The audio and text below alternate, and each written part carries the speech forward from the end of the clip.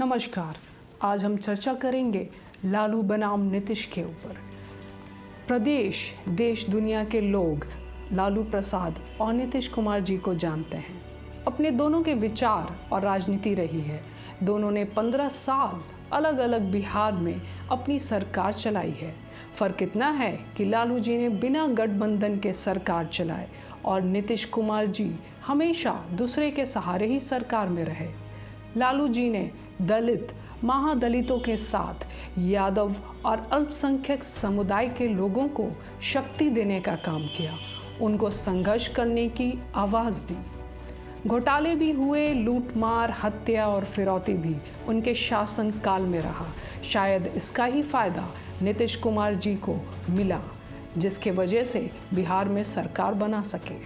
अगर एफिडेविट के हिसाब से नीतीश जी और लालू जी को देखेंगे तो बहुत कुछ साफ दिखेगा कि नीतीश जी के ऊपर एक हत्या से संबंधित आरोप आईपीसी धारा 307, मर्डर से संबंधित एक आरोप आईपीसी धारा 302, दंगे से संबंधित एक आरोप, घातक हथियार से लैस आईपीसी धारा 148, आम वस्तु के अभियोग में किए गए अपराध के दोषी गैर कानूनी असेंबली के प्रत्येक सदस्य से संबंधित एक आरोप आईपीसी धारा 144, दंगा के लिए सजा से संबंधित एक आरोप आईपीसी धारा 144 है। वहीं लालू जी की बात करें तो उनके ऊपर धोखाधड़ी और बेईमानी से संपत्ति के वितरण को प्रेरित करने से संबंधित एक आरोप आईपीसी धारा 420, एक अपराध के सबूतों को गायब करने या स्क्रीन अपराधी को गलत जानकारी देने से संबंधित आरोप आईपीसी धारा 2018, एक आरोपों में आजीवन कारावास या अन्य कारावास आईपीसी धारा 511, आईपीसी धारा 467, आईपीसी धारा 472, आपराधिक षड्यंत्र के दंड से संबंधित एक आरोप आईपीसी धारा 120B, ज्ञान के साथ गलत तरीके से नुकसान उस व्यक्ति को हो सकता है जिसकी ब्याज अपराधी सुरक्षा के लिए बाध्य हो, आईपीसी सेक्शन 418, आईपीसी सेक्शन 471।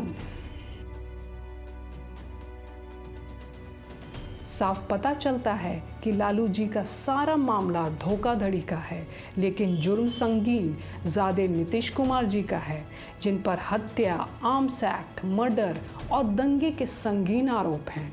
फिर भी साफ छवि के नीतीश कुमार जी माने जाते हैं और लालू जी को बिहार के लोगों की नज़रों में एक विलन बनाकर पेश किया गया है। यही होता है जब कोई सत्ता में काम कम और दूसरे को बदनाम करने में ज़्यादा दिमाग लगाता है। लालू जी ने कभी जनता को नहीं कोसा, कभी दलितों, यादवों और अल्पसंख्यक समुदायों को खुलने नहीं दिया।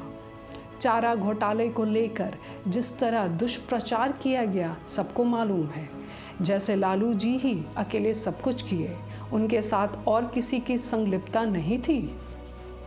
जब महागठबंधन में नीतीश जी आए थे तब उनको इस घोटाले के बारे में पता नहीं था, लेकिन जब कुर्सी बचाने की बारी आती है तो लालू जी याद आ गए थे और बाद में फिर एनडीए के साथ होकर बिहार के जनता को धोखा देना नहीं माना जाएगा।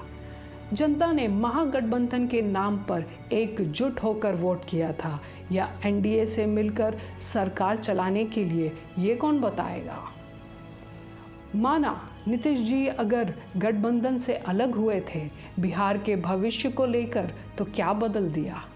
लोग आज भी नौकरी के लिए बाहर जाते हैं, शिक्षा की स्थिति आज भी खराब है, चिकित्सालय सही नहीं, मरीजों का ठीक से इलाज नहीं हो रहा, नवजात शिशु को चूहा काट रहा है तो कहीं कुत्ता किसी अंग को लेकर भाग जाता है, जल जमाव हो जाता है और मछलियां तैरने लगती हैं। डबल इंजन की सरकार इसी को बोलते हैं।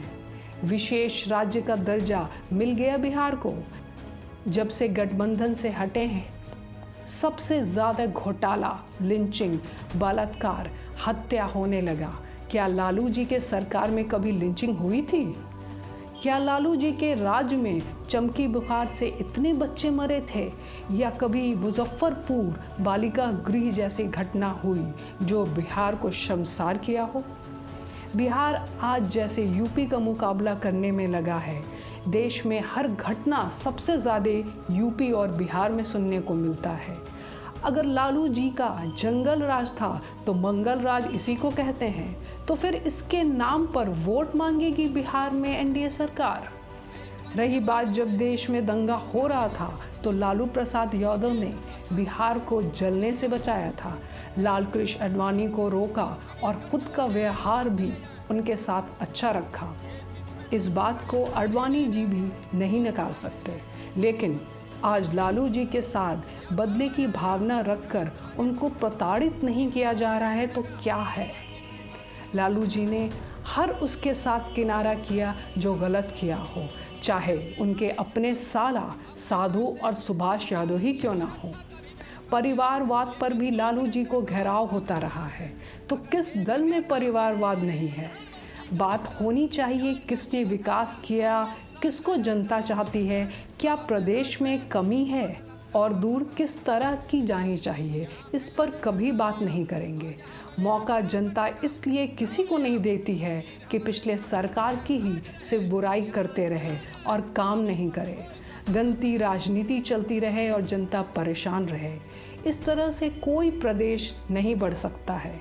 नियत और नीति की ज़रूरत होती है। संविधान की शपथ लेकर सत्ता में आते हैं, उसको याद रखते हुए जनता के हितों के बारे में सोचा जाना चाहिए। अगर कमियां कुछ लालू जी के सरकार में रही तो नीतीश जी के सरकार में भी कमियां हैं। लालू जी ने अपने समय खुद के काम को लेकर प्रचार तंत्र का इस्तेमाल नहीं किया था। लोग आज भी उनको चाहते हैं। उनके काम, साफ नीयत को सभी जानते हैं। भले ही एनडीए यादव मुस्लिम और दलित वोट को अपने खेमे में करने में कामयाब रही हो, लेकिन लालू की दीवानगी किसी के दिलों से निकालने में आज भी नाकामयाब है। लालू जी सलाखों के पीछे ज़रूर हैं, लेकिन हौसला आज भी बुलंद है। उम्मीद करती हूँ हमारी आज की रिपोर्ट आपको पसंद आई होगी। इसको लाइक करें, सब्सक्राइब करें और हो सके तो अपने सुझाव हमें ईमेल पे बताएं। जय हिंद।